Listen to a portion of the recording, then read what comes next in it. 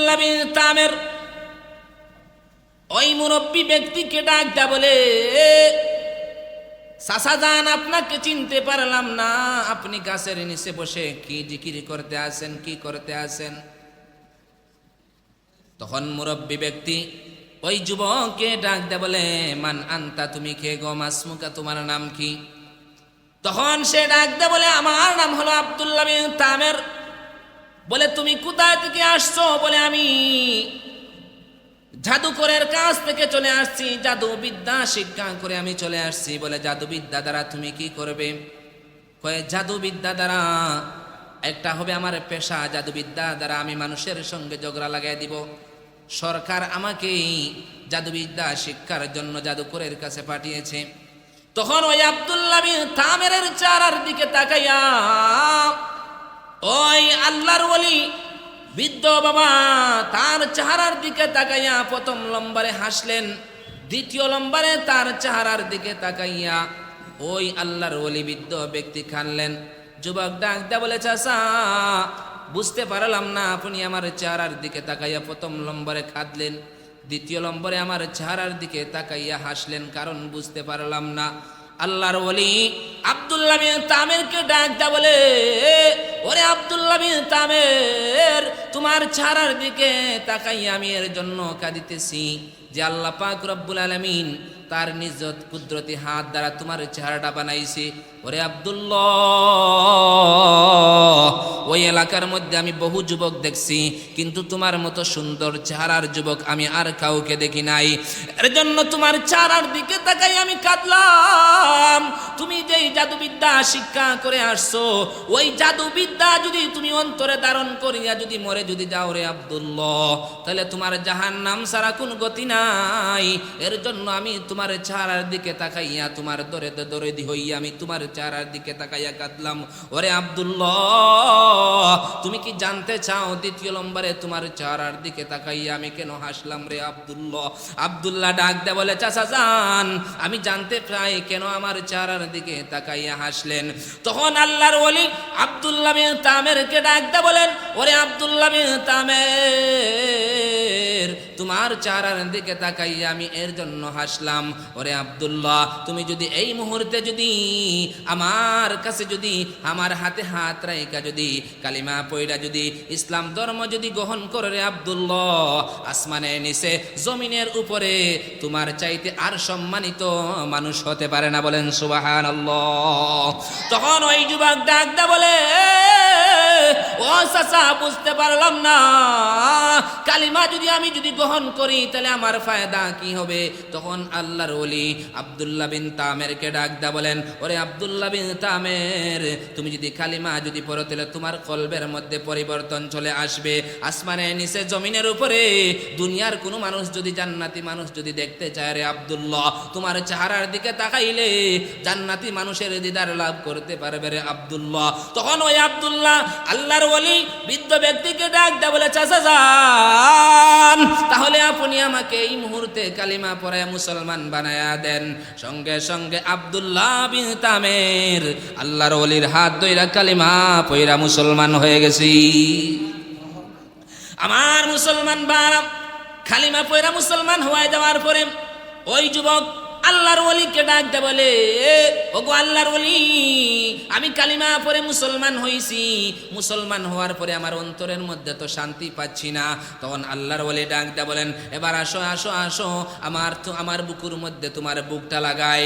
তখন আল্লাহর ওলি আব্দুল্লাহ বিন তামেরকে উনার বুকের মধ্যে বুকটা লাগাইয়া এমন ভাবে চাপা মেরে ধরে আল্লাহ তাআলার কাছে বলেন, পরওয়ারদিগারে আলম আল্লাহ, আমার কোনো ক্ষমতা নাই গো আল্লাহ, আমি দ্বীনের দাওয়াত দ্বারা একজন জাদুকরকে ইসলামের পথে এনেছি। ও পরওয়ারদিগারে আলম আল্লাহ, তুমি আব্দুল্লাহ বিন তামেরের কলবের মধ্যে এমন পরিবর্তন ঘটায় দাও যেই পরিবর্তনের দ্বারা আব্দুল্লাহ বিন তামের কলবের মধ্যে শান্তি পেতে পারে। তখন ওই মুহূর্তে আব্দুল্লাহ বিন তামের আল্লাহর ওলিকে ডাক দে বলে, ও চাচা যান, ছেড়ে দান ছেড়ে দান, আমার বুকুর মধ্যে এমন চাপ দিছেন যেই চাপের দ্বারা আমার সমস্ত শরীরে পরিবর্তন চলে আসছে, এমনকি এমন শান্তি পেয়েছি যেই শান্তি 17 বছর বয়স হয়ে গেছে, আমার জীবনে এত শান্তি আর কোনোদিন পাই না। ওই আব্দুল্লাহ বিন থামের ইসলাম ধর্ম গ্রহণ করিয়া আব্দুল্লাহ বিন থামের তখন কি করলো, তার বাড়ির মধ্যে যাইতে আসে। সংক্ষেপে বলছি, যখন বাড়ির মধ্যে যাইতে আসে, কিন্তু সে কোন দিকে যাওয়ার কথা ছিল? বাদশার দরবারে যাওয়ার কথা ছিল, কিন্তু এখন বাদশা যেটা শিক্ষার জন্য বলেছিল সেটা বাদ দিয়া ইসলাম ধর্ম গ্রহণ করেছে। কারণ যেটার বিরোধী ছিল বাদশা তো এই কথা বলেছিল, আমি যতদিন দেশের ক্ষমতায় থাকবো ততদিন যেন এই দেশের মধ্যে কোনো কালিমাওয়ালা না থাকে। এখন তো দেশের মধ্যে কালিমাওয়ালা হয়ে গেছে। বলেন তো, বাদশার দুষ্বন্ধু হয়েছে না বাদশার শত্রু হয়েছে? বাদশার শত্রু হয়েছে। এখন সে আর বাদশার কাছে যায় না, সুদা বাড়ির মধ্যে যাইতে আসে। যেই মুহূর্তে বাড়ির মধ্যে যাইতে আসে, বাড়ির পার্শ্বে গেছে, যাওয়ার পরে আব্দুল্লাহ বিন থামের তখন যখন বাড়ির নিকটে গেছে, যাওয়ার পরে দেখে রাস্তার মধ্যে মানুষ, হাজার হাজার মানুষ, রাস্তার মধ্যে জাম লেগে গেছে, অর্থাৎ যে গাড়ি গুড়া সবগুলা চলাচল বন্ধ হয়ে গেছে। তখন আব্দুল্লাহ বিন থামের ডাক দে বলে, রাস্তার মধ্যে কাহিনী কি? গাড়ি গুড়া সবগুলা বন্ধ, কাহিনী বুঝতে পারলাম না। তখন এলাকার সব যুবক, এলাকার সব মানুষ ডাক দে বলে, মৌলভী সাহেব, রাস্তার মধ্যে বাঘ এসে গেছে, বাঘ আইসা রাস্তার মধ্যে ঘুমিয়ে গেছে, আর বাঘের বয়ে মানুষ সামনের দিকে অগ্রসর হচ্ছে না। এর জন্য আমরা সবাই কি করছি? এর জন্য আমরা সবাই রাস্তার সামনের দিকে অগ্রসর হতে পারছি না। তখন আব্দুল্লাহ বিন থামের, খেয়াল করে শুনেন, আব্দুল্লাহ বিন থামের চিন্তা করলো, এবার কালিমার পাওয়ার কতটুকু পরীক্ষা করার দরকার। এই মুহূর্তে আমি কি করব? এই মুহূর্তে আমি এই বাঘের কাছে চলে যাব। যদি ইসলাম ধর্ম যদি সত্য যদি হয়ে থাকে, ইসলাম ধর্ম যদি সত্য যদি হয়ে থাকে, বাঘ আমার কথা শুনবে। আর জাদুবিদ্যা যদি সত্য হয়ে থাকে, বাঘ আমার কথা শুনবে না। বুঝছেন নি আপনারা? ইসলাম ধর্ম যদি সত্য হয়, বাঘ আমাকে কিছুই করতে পারবে না, কারণ আমি একজন মুসলমান। আমার সাথে আছে কে? আমার সাথে আছে কে? আল্লাহ আছে, আমার কোনো ক্ষতি করতে পারবে না। তখন এই কথা মনোবল নিয়া আব্দুল্লাহ বিন থামের সামনের দিকে অগ্রসর হইয়া তখন যখন বাঘের কাছে গেছে, এক হাত দিয়া বাঘের কানের মধ্যে ধরছে, অপর হাত দিয়া বাঘের গালের মধ্যে তাপ্পর মেরে আব্দুল্লাহ বিন থামের বাঘকে এই কথা বলে, ওরে বাঘ, তোর জায়গা হলো পাহাড়ে জঙ্গলে, তোর জায়গা রাস্তার মধ্যে নয়, তুই জঙ্গলের মধ্যে চলে যা। আমার মুসলমান ভাইরা, যেই মুহূর্তে আব্দুল্লাহ বিন থামের এই কথা বলেছে, বাঘ মাথা নিচু করে সোজা জঙ্গলের দিকে চলে গেছে। এখন বলেন তো, কালিমার পাওয়ার বেশি না জাদুবিদ্যার পাওয়ার বেশি? কালিমার পাওয়ার বেশি। যেই মুহূর্তে আব্দুল্লাহ বিন থামের হাতের পাওয়ার গুলা, কালিমার পাওয়ার গুলা মানুষ জানতে পারলো, মানুষ জানার পরে তখন এলাকার মানুষ কিন কর্তব্য বিমূঢ়, আশ্চর্য হয়ে গেছে। একজন মৌলবীর দেখা যায় এত পাওয়ার, মানুষ আশ্চর্য হওয়ার কথা। আজকে যদি ওই এলাকার মধ্যে যদি কোনো মানুষ যদি ফু দেওয়ার পরে ল্যাংরা বেটারে যদি বালা হইলায় বা 10 দিন সকালে বাইরা লই যায়, ওয়নি না না। কিন্তু দেখা যায় আজ সমাজের মধ্যে মানুষ যত ভালো কাজ করে ওইগুলা ভাইরাল হয় না, যা কুকর্ম আছে সবগুলা ভাইরাল হয়, ঠিক কি না? পরিমণি সাংবাদিক, হলুদ মিডিয়াগুলা, এইগুলা সবসময় পেপার পত্রিকার মধ্যে তুলে ধরে, আজকে পরিমণি হাঁসের মাংস রান্না করেছেন, আসেনি, এইগুলা পত্রিকার মধ্যে তুলে ধরে। কিন্তু মুসলমান কত দিনের কাজ করতে আসে, মুসলমান কত কাফেরদের মোকাবেলা করতে আসে, এইগুলা হলুদ মিডিয়ারা এইগুলা প্রচার করে না। তারা হলো আসলে মূলত মুসলমানের দুশ্মন, তারা দুলে করেন, ঠিক কিনা? আমার মুসলমান ভাইরা, যেই মুহূর্তে আব্দুল্লাহ বিন থামের খবরটা এলাকার মধ্যে পৌঁছে যাওয়ার পরে তখন এলাকার সব মানুষ, পরের দিন সকালবেলা অমুক যুবকের দেখা যায় এত পাওয়ার, পরের দিন সকালবেলা ল্যাংড়া আতুর যত মানুষ আছে আব্দুল্লাহ বিন থামের কাছে চলে আসে, বলে, বুজুর্গ সাহেব, মৌলবী সাহেব, আপনি ফু দিয়া দেন। যদি আপনি ফু দিয়া দেন তে আমার ছেলেটা কি হয়ে যাবে? সুস্থ হয়ে যাবে। যদি আপনি ফু দিয়া দেন আমার চক্ষু অন্ধ সন্তানগুলা কি হয়ে যাবে? চক্ষুটা বালা হয়ে যাবে। আমার মুসলমান ভাইরা, ওই সময় আব্দুল্লাহ বিন থামের কাছে যেই মুহূর্তে যেই মানুষ যেই প্রয়োজন নিয়ে আসে, আব্দুল্লাহ বিন থামের আল্লাহ তাআলার নাম নিয়া ফু দিতে দেরি হয়, সঙ্গে সঙ্গে অসুস্থ মানুষগুলা পরিপূর্ণ সুস্থ হয়ে যায়। এইভাবে যখন এলাকার মধ্যে বিস্তার হয়ে যাওয়ার পরে তখন আব্দুল্লাহ বিন তামের বলল, এইভাবে যদি আমি ফু দেই তাহলে এলাকার সব মানুষ কি হয়ে যাবে, ভালো হয়ে যাবে, আর কোনো মানুষ আমার কাছে আসবে না। ভালো হয়ে যাওয়ার পরে ওই মানুষগুলো আমার বিরোধিতা করবে। তখন আব্দুল্লাহ বিন তামের পরের দিন থেকে ঘোষণা করে দিল, আজ থেকে যে যে প্রয়োজনে আসবে, যে যে হাজতে আসবে, সবার হাজত পূর্ণ হবে। শর্ত হলো একটা, যারা কালিমা পড়বে, যদি কালিমা পড়ো তাহলে তোমার রোগগুলা মুক্ত হয়ে যাবে। সুবহান। তখন আব্দুল্লাহ বিন তামের পরের দিন একজন অন্ধ ব্যক্তি আসছে, কানে শুনে না ব্যক্তি আসছে, আব্দুল্লাহ বিন তামেরের কাছে আসছে।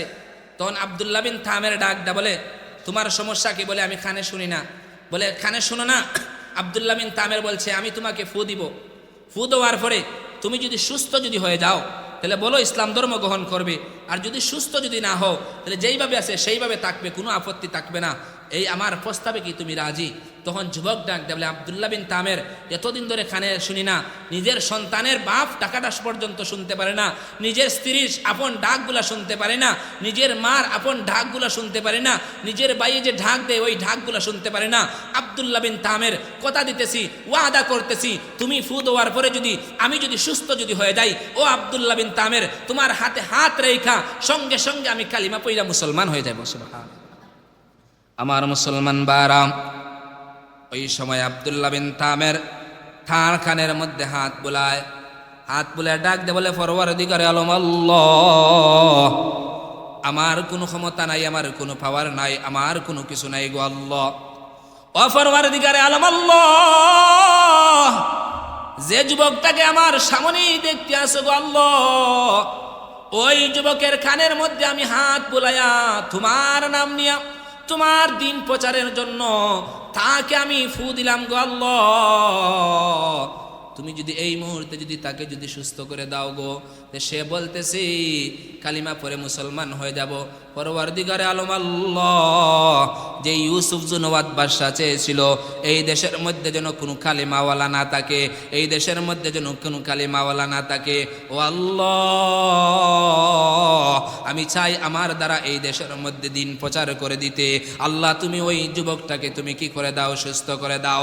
আমার মুসলমান বাবা, আব্দুল্লাহ বিন তামের যেই মুহূর্তে ওই আল্লাহ তাআলার নাম নিয়া যুবকের কানের মধ্যে হাত বুলাইয়া ফু দিছে, ফু দিতে দেরি হয়েছে, সঙ্গে সঙ্গে আব্দুল্লাহ বিন ওই যুবকটাই পরিপূর্ণ সুস্থ হয়ে গেছে। যেই মুহূর্তে বহু ভালো মানুষগুলা সুস্থ হয়ে যাচ্ছে, বলেন তো ওই খবরগুলা দেশের মধ্যে প্রচার হয় কিনা? হয়। এক পর্যন্ত ফৌজতে দেশের অর্থমন্ত্রী ইউসুফ জুনওয়াত বাদশার যে অর্থমন্ত্রী আছে, ওই অর্থমন্ত্রী ছিল দেড় বেটারি, অর্থাৎ 100 খানা, তার কাছে খবরটা পর্যন্ত চলে গেছে। যেই মুহূর্তে তার কাছে খবরটা চলে গেছে, খবর চলে যাওয়ার পরে ওই অর্থমন্ত্রী অনেক মানুষের পায়, তুনু লেংরা আসলে বেটা ভালো হইলে কিলা হয়, ওখানে এক মৌলবী আছে যার নাম হইল আব্দুল্লাহ বিন তামের, এ ফু দিলে ভালো হয়ে যায়। হয় শর্ত কিতা? হয় তার গেছে গেলে শর্ত পাইবাই, টেকা কত লাগে? হয় তার গেছে গেলে হে কইব টেকা কত লাগে। এই কথা শুনিয়া আব্দুল্লাহ বিন তামেরের কাছে এলাকার মানুষ যাইতে আছে। পরের দিন সকালবেলা অর্থমন্ত্রী, খেয়াল করেন, অর্থমন্ত্রী ওই আব্দুল্লাহ বিন তামেরের কাছে গেছে, গিয়াওয়া অর্থমন্ত্রী চিনি লিছে, তুমি আব্দুল্লাহ বিন তামের না? হয় হ্যাঁ। তোমার জাদুবিদ্যা শিক্ষার জন্য পাঠাইলো, তুমি এটার কি? তুমি হয় না, হয় আমি যে দাওয়াত দিতে আছি সেটা হলো আল্লাহ তাআলার দিনের দাওয়াত দিতে আছি। হয় ওই অর্থমন্ত্রী হয় আল্লাহ আবার কেটা? তখন ওই আব্দুল্লাহ বিন তামের বলে, তোমাকে যিনি বানাইছে, ইউসুফ জুনওয়াজকে যিনি বানাইছে, উনি হলেন আল্লাহ। তাহলে বলে, তাহলে তুমি যে দাওয়াত দিচ্ছ এটা কি সঠিক? বলে হ্যাঁ এটা সঠিক। হয় প্রমাণ কি? প্রমাণ হইল তোমার যে অন্ধ যে চোখ আছে, আমি যদি তোমাকে ফু দেই, যদি ভালো হয়ে যায়, মনে করবে আমি যে দাওয়াত দিচ্ছি সেটা হলো সত্য, আর তোমার চক্ষু যদি ভালো না হয় তাহলে তুমি মনে করবে ইউসুফ জুনওয়াজ সত্য। বুঝছেন নি? আমি তোমাকে ফু দিব, যদি তুমি সুস্থ হও তাহলে কে সত্য? আল্লাহ। আর যদি তুমি সুস্থ না হও তাহলে তুমি যাকে খুদা মানছো হে হলো সত্য। তখন বলে যে আমি তোমার চক্ষু ভালো করে দিব, শর্ত হলো একটা, যে আমি যেই দিনের দাওয়াত দিতে আসি ওই ইসলাম ধর্ম তুমি কি করতে হবে? গ্রহণ করতে হবে। আমার মুসলমান ভাইরা, তখন আব্দুল্লাহ বিন তামের এই কথা বইলা কি করতে আসে? দিনের দাওয়াত দিছে। সংক্ষেপে বলছি, মেহমান চলে আসছেন, তখন ওই অর্থমন্ত্রীর চক্ষুটা কি হয়ে গেছে? ভালো হয়ে গেছে। যেই মুহূর্তে অর্থমন্ত্রীর চক্ষুটা, খেয়াল করেন, অর্থমন্ত্রীর চক্ষুটা ভালো হয়ে গেছে, ভালো হয়ে যাওয়ার পরে ওই অর্থমন্ত্রী পরের দিন সংসদে গেছে। ইউসুফ জুনওয়াজ ডাক দিয়া বলে, অর্থমন্ত্রী সাহেব, তুমি না গতকালকে 1.5 ব্যাটারি ছিল, আজকে দেখা যায় ডবল ব্যাটারি। হয় আমাকে আল্লাহ ভালো করছে, হয় আল্লাহ বার কেটা আমি না আল্লাহ, হয় না তুমি আল্লাহ নাই। আল্লাহ হলো তোমাকে যিনি বানাইছে, আমাকে যিনি বানাইছে উনি হলো আল্লাহ। বলে তোকে এটা কে শিখাইছে? তাকে আন আমার কাছে। তখন বলে যে আব্দুল্লাহ বিন তামেরকে তুমি জাদুবিদ্যা শিক্ষার জন্য পাঠিয়ে দিয়েছিলে, ওই আব্দুল্লাহ বিন তামের আমাকেই পরিপূর্ণ সুস্থ করে দিয়েছে। বলেন সুবহানাল্লাহ। সংক্ষেপে বলছি, তখন বাদশাহ ইউসুফ জুনওয়াজ আব্দুল্লাহ বিন তামেরকে খবর দিয়া সংসদের মধ্যে নিল। নেওয়ার পরে আব্দুল্লাহ বিন তামেরকে বলে, ওরে আব্দুল্লাহ, তোকে জাদুবিদ্যা শিক্ষার জন্য পাঠাইলাম, কিন্তু এখন দেখা যায় যেটা আমার বিরোধিতা করেছিলাম ওটা দেখা যায় আমার উপরে চলে আসলো। তখন আব্দুল্লাহ বিন তামের ডাক দেয়া বলে, ও ইউসুফ জুনওয়াজ বাদশাহ, শুনো, তুমি যেই দাওয়াত, তুমি যেই খুদা দাবি করতে, আসলে তুমি হলে মিথ্যা, আর আমি যেই আল্লাহর ইবাদতি করতেছি ওই আল্লাহ হলেন সত্য। বলেন সুবহানাল্লাহ। তখন ইউসুফ জুনওয়াজ বাদশাহ ডাক দেয়া বলে, তুই জাদুবিদ্যা ছেড়ে দে, আমার অর্ধেক রাজত্ব তোকে দিয়ে দিব। আব্দুল্লাহ বিন তামের ডাক দেয়া বলে, না না না, আমি ছাড়বো না, আমি ছাড়বো না, আমি ওই দিনের দাওয়াত ছাড়বো না, এতে শহীদ হয়ে যাব। বলে আমার অর্ধেক সম্পত্তি দিয়ে দিব, বলে সম্পত্তিগুলাকে লাত্তি মেরে দিব। বলে আমার সুন্দরী একটা মাইয়া আছে, ওই মাইয়াটা তোর কাছে বিবাহ দিয়ে দিব। বলে আমি মাইয়া বিবাহ করতে চাই না, আমি যেই কালিমা পড়েছি ওই কালিমার মধ্যে স্বাদ পেয়েছি, দুনিয়ার সব কিছু বিলীন করে দিলেও ওই কালিমার স্বাদ আমি আর কোন মানুষ আমাকে দিতে পারবে না। তখন আব্দুল্লাহ বিন তামেরকে ওই ইউসুফ জুনওয়াজ বাদশাহ মারার জন্য 70 জন সেনাবাহিনী দিয়া পাহাড়ের উপরে পাঠাইলো। যেই মুহূর্তে পাহাড়ের উপরে পাঠাইছে, আব্দুল্লাহ বিন তামের পাহাড়ের উপরে চলে গেছে। আব্দুল্লাহ বিন তামের যখন পাহাড়ের উপরে চলে গেছে, আব্দুল্লাহ বিন তামেরকে মারার জন্য যখন পাহাড়ের উপরে নিয়ে গেছে, তখন ওই 70 জন সেনাবাহিনী আব্দুল্লাহ বিন তামেরকে ডাক দেয়া বলে, ওরে আব্দুল্লাহ বিন তামের, এবার কি তোর কোনো খায়েশ আছে, কোনো চাহিদা আছে, কোনো কিছু আছে? বলে না না না না, আমার কোনো চাহিদা নাই, শুধুমাত্র 2টা ওয়াক্ত, 2টা রাকাত নামাজ পড়তে দিবে। আমার মুসলমান বার আব্দুল্লাহ বিন তামের ওই সময় সেজদার মধ্যে গিয়া আল্লাহ তাআলার কাছে ডাক দেয়া বলে, পরওয়ারদিগারে আলম আল্লাহ, যেই আব্দুল্লাহ বিন তামের জাদুবিদ্যা সেরিয়ে দিয়া আমি ইসলাম ধর্ম গ্রহণ করলাম গো আল্লাহ, ইসলাম ধর্ম গ্রহণ করার কারণে আজকে আমাকে মারার জন্য 70 জন সেনাবাহিনী দিয়া পাহাড়ের উপরে পাঠাইছে গো আল্লাহ, তুমি কি আমাকে ইবাদত করতে পারো না? ও পরওয়ারদিগারে আলম আল্লাহ, তোমার কুদরত দ্বারা আমাকে ইবাদত করো। আমি যদি এখান থেকে যদি বেঁচে যাই, তাহলে আমি ওই ইউসুফ জুনওয়াজ বাদশার সংসদের মধ্যে আমি কালিমার পতাকা উঁচু করে দিব গো আল্লাহ, তুমি কি আমার আশাটা খায়েশটা পূর্ণ করে দিবে না? আমার মুসলমান ভাইরা, তখন ওই মুহূর্তে আব্দুল্লাহ বিন তামেরকে, যখন আব্দুল্লাহ বিন তামের আল্লাহ তাআলার কাছে এমন ভাবে ফরিয়াদ শুরু করে দিয়েছে, আল্লাহ পাক রব্বুল আলামিন জমিনের মধ্যে এমন ভূমিকম্প শুরু করে দিয়েছেন, জমিনটা ফেটে গিয়েছে। যেই মুহূর্তে জমিনটা ফেটে গিয়েছে, 70 জন সেনাবাহিনী পাহাড়ের উপর থেকে পড়ে সবাই মরে গিয়েছে। আল্লাহ পাক রব্বুল আলামিন আব্দুল্লাহ বিন তামেরকে সুস্থ রাইকা সুজা ইউসুফ জুনওয়াজ বাদশার সংসদের মধ্যে আইনা দিয়েছে। বলেন সুবহানাল্লাহ। আমার মুসলমান ভাইরা, সংক্ষেপে বলছি, 5 মিনিটের মধ্যে আলোচনা শেষ করে দিচ্ছি। যেই মুহূর্ত 70 জন সেনাবাহিনী দিয়া সাগরের মধ্যে পাঠাইলো, যেই মুহূর্তে সাগরের মধ্যে পাঠাইছে আর নামাজ পড়ার সুযোগ দেয় না, ওই সময় আব্দুল্লাহ বিন তামের আল্লাহ তাআলার কাছে বলে, পরওয়ারদিগারে আলম আল্লাহ, যেই 70 জন সেনাবাহিনী দিল আমাকে মারার জন্য পাহাড়ের উপরে, ও পরওয়ারদিগারে আলম আল্লাহ, আমাকে মারতে পারলো না, এবার 70 জন সেনাবাহিনী দিয়া সাগরের মধ্যে পাঠাইছে।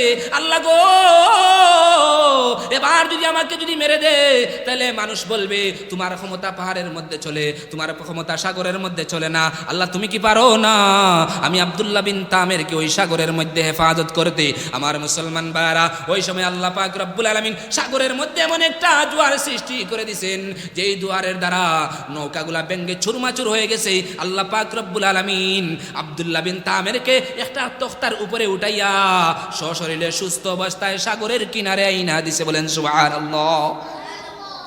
আমার মুসলমান ভাইরা দেখেন, আব্দুল্লাহ বিন তামেরকে মারার জন্য পাহাড়ে পাঠাইলো, মারতে পারলো না, সাগরে পাঠাইলো, মারতে পারলো না। এবার শেষ পর্যন্ত, এখানে এই কথা বলে শেষ করে দিচ্ছি, শেষ পর্যন্ত আব্দুল্লাহ বিন তামের এখন কি করলো? আব্দুল্লাহ বিন তামের ওই আব্দুল্লাহকে বলছে, ওরে আব্দুল্লাহ, এবার তুমি নিজেই বলো তোমাকে কিভাবে মারা যায়। আচ্ছা বলেন তো, কোনো পাগলরে যদি এই কথা হয়, পাগলে হইব নি, তারা কিভাবে মারা যায়? কোনো পাগলরে যদি আপনার জিজ্ঞাসা করেন, পাগল তোমাকে মারতেই হবে আজকে রাত্রে, তাহ কোন জায়গায়, হইব নি পাগলে? আব্দুল্লাহ বিন তামের ওইটা হতে তখন বাদশার মাথার দুষ ধরে গেছে। তখন আব্দুল্লাহ বিন তামের বাদশাকে ডাক দেয়, বলে আমাকে মারতে পারবে, একটা শর্ত, তুমি গোটা নাজরান এলাকার মধ্যে এলান দিতে হবে, যেই এলান দিতে হবে অমুক দিন অমুক এলাকার মধ্যে আগামী রবিবার ওই আলিয়া মাদ্রাসার মাঠের মধ্যে, এমসি কলেজের মাঠের মধ্যে কি করা হবে, একজন মুসলমানকে হত্যা করা হবে, তার অপরাধ কি যারা আসবে তারা জানতে পারবে, আর এলাকার সব মানুষ তোমরা এখানের মধ্যে একত্রিত হইও। তখন বলে তারপরে আমাকে 2 মিনিট বক্তব্য দেওয়ার সুযোগ দিবে, 2 মিনিট আমি বক্তব্য দিব, এই বক্তব্য দেওয়ার পরে তুমি আমাকে কি করবে, মেরে দিবে। পরের দিন রবিবার সব মানুষ এলান দেওয়ার পরে একত্রিত হওয়ার পরে আব্দুল্লাহ বিন থামের যখন একত্রিত হওয়ার পরে আব্দুল্লাহ বিন থামের এলাকার মানুষদেরকে খেতাব করে বলে, ও এলাকার লোকেরা তোমরা শুনো, এখানের মধ্যে আমাকে কিসের জন্য আনা হয়েছে? ওই ইউসুফ জুনওয়াদ বাদশা সে নিজে খুদা দাবি করতে আসে, আসলে সে খুদা নয়। আমি যে ইসলামের দাওয়াত দিচ্ছি, আমি যে আল্লাহকে গ্রহণ করেছি, উনি হলেন আসল খুদা, আর ইউসুফ জুনওয়াদ বাদশা হলো মিথ্যা খুদা। কিভাবে মিথ্যা খুদা? যে আমাকে মারার জন্য পাহাড়ের মধ্যে পাঠাইলো, মারতে পারলো না, আমাকে মারার জন্য সাগরের মধ্যে পাঠাইলো, মারতে পারলো না, ওই ইউসুফ জুনওয়াদ বাদশা আমাকে মারতে পারলো না। এবার সে বলছে আমাকেই মারার জন্য কিভাবে মারতে হবে আমি বলে দিচ্ছি। এখানের মধ্যে মানুষ একত্রিত করে আমাকে 2 মিনিট বক্তব্য বলার সুযোগ দিবে, 2 মিনিট বক্তব্য বলার সুযোগ দিচ্ছে। ও এলাকার মানুষেরা শুনো, এই মুহূর্তে বাদশা আমাকে ফাঁসির কাষ্ঠের মধ্যে ঝুলন্ত করবে। ঝুলন্ত করার পরে বাদশা আমাকে যখন ঝুলন্ত করার পরে আমি একটা কথা বলবো যে বিসমিল্লাহির রাব্বিল গুলাম বললা আমাকে ফাঁসির কাষ্ঠে ঝুলন্ত করবে। ও এলাকার মানুষেরা শুনো, আমি যদি ওই সময়ে মরে যাই, মনে রাখিও তোমরা সবাই ইউসুফ জুনওয়াদ সত্য, আর বিসমিল্লাহির রাব্বিল গুলাম বলার পরে আমি যদি মরি না, তাহলে মনে করিও তোমরা ইউসুফ জুনওয়াদ সত্য। বুঝছেন নি? আমি বিসমিল্লাহির রাব্বিল গুলাম বলার পরে আমি যদি মরে যাই, তে সত্য খে আল্লাহ, আর আমি যদি মরি না, সত্য লখে ইউসুফ জুনওয়াদ বাদশা। আমার মুসলমান ভাই, তখন ওই সময় ওই যুবক ওই ভাষণ দেওয়ার পরে তখন এলাকার মানুষ তাকাইয়া রয়েছে তার দিকে। যেই মুহূর্তে আব্দুল্লাহ বিন তামেরকে মারার জন্য আব্দুল্লাহ বিন তামের বলল মারার জন্য, পাহাড়ে পাঠাইছে, মারতে পারে নাই, 70 জন সেনাবাহিনী ধ্বংস হয়েছে। সাগরে পাঠাইছে, মারতে পারে নাই, 70 জন সেনাবাহিনী ধ্বংস হয়েছে। বাদশার অর্থমন্ত্রী অন্ধ ছিল, আমি আল্লাহ তাআলার নাম নিয়ে ফু দিয়েছি, ওই দেড়বেটার ব্যক্তিটা ভালো হয়ে গেছে। ও এলাকার মানুষ শুনো, এবার আমার সবগুলা ভালো কাজ যদি ভালো হয়ে থাকে, সবগুলা কাজ যদি ভালো হয়ে থাকে, যেই ইসলাম ধর্ম গ্রহণ করেছি সেটাই হলো সত্য। এই মুহূর্তে বিসমিল্লাহির রাব্বিল গুলাম বইলা ফাঁসির কাষ্ঠে আমাকে ঝুলন্ত করবে। যদি আমি মরে যাই, তাহলে মনে করিও আল্লাহ তাআলা সত্য। দেখুন এই মুহূর্তে আব্দুল্লাহ বিন তামেরকে বিসমিল্লাহির রাব্বিল গুলাম বইলা ফাঁসির কাষ্ঠে যখন ঝুলন্ত করেছে, আব্দুল্লাহ বিন তামের সঙ্গে সঙ্গে শহীদ হয়ে গেছে।